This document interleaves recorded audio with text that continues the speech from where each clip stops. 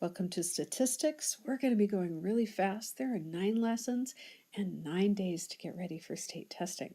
So we're going to group some things together. Take really good notes. I would suggest you use graph paper every day. It will help you stay really organized. Okay, let's look at some vocabulary. So here are your words that you need to know for this part of statistics. First of all, what is data? Data, always in statistics, are numbers. Numbers that you can add, subtract, multiply, and divide. So you see on this display a bunch of X's. Well, those X's stand for numbers. In this case, these are student test scores, and every time I put an X, that means there's a score, the highest score being 100% and the lowest score being 64%. So that's all my data. In this class, there are 20 students. So I'll write that up there so that I have that ready at hand, because that's going to affect the next thing I do. 20 students took the test. Some did well. Obviously, some did not do well. But what if somebody asked me, as teachers do, so how'd your kids do on that test? What would I say? Well, I could tell them what the average score was. How do I find the average? The average is the mean average. So there are 20 scores. If I added all of these scores up, here's the number. You don't have to do it, but here's all of them. If I add 64 plus 64 plus 68 plus 68, etc., I would get 1,640. Simply divide that by 20, and I get my average, or my mean. In this case, the mean happens to be 82.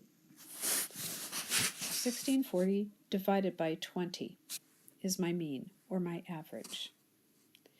So I could say, well, yeah, my kid's got low B. Well, you look at the data, is that really true? Is that what I meant to say? It's true mathematically. That is my mean, or my average, 82%. But if you look at the data, wow, doesn't look like my average is 82%. So let's look at our data another way. The next one is the median. This is the middle number.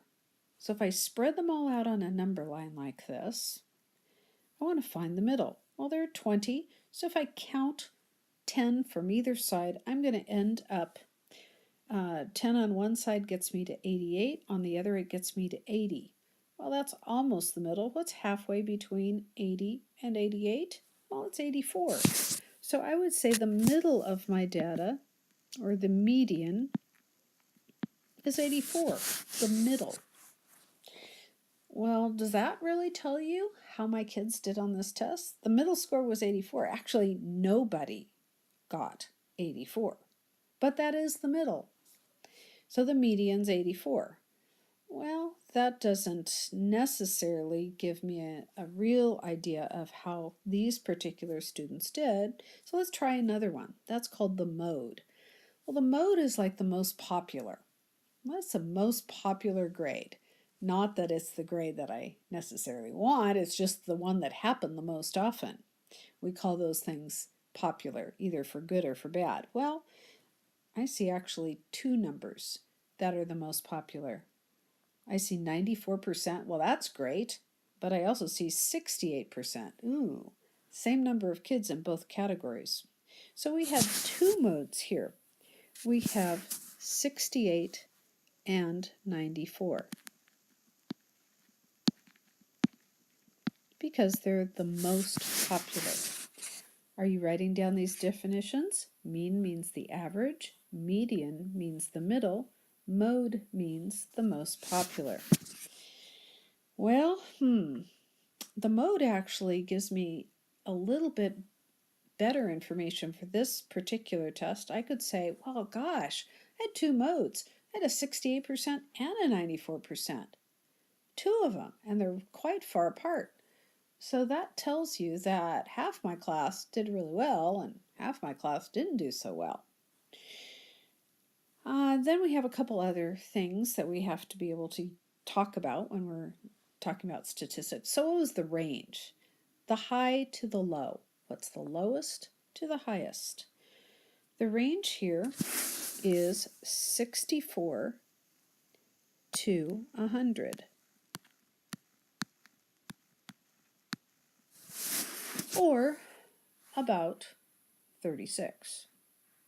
So all students scored within a range of 36.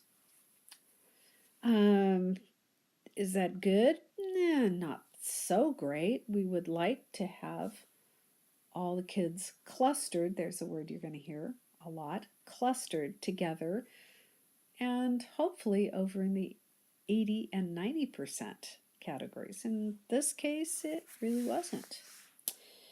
We have one last term, and that's called an outlier. In this data, we have no outlier. But let's say this person right here actually didn't get a 64.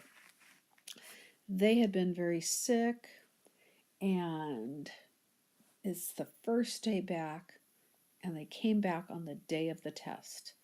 But they thought that they knew the material well, so they wanted to take the test anyway, but they really didn't.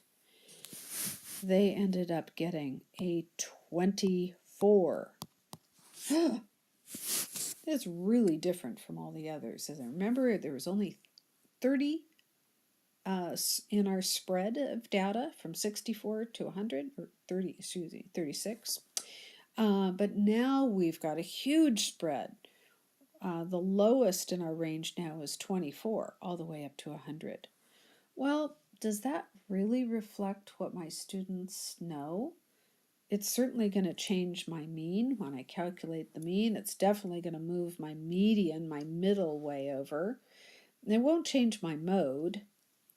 But it's called an outlier because I always have to decide, should I count it or not? Is it really information that I want to look at?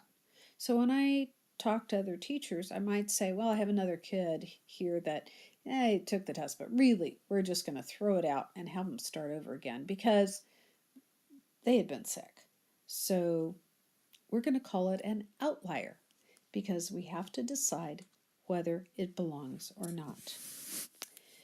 All right, we have one more little video that it's going to go along with this. We're going to stop right here. You got the definitions and you got a data sample. So we're going to come back in another video and do some actual practice.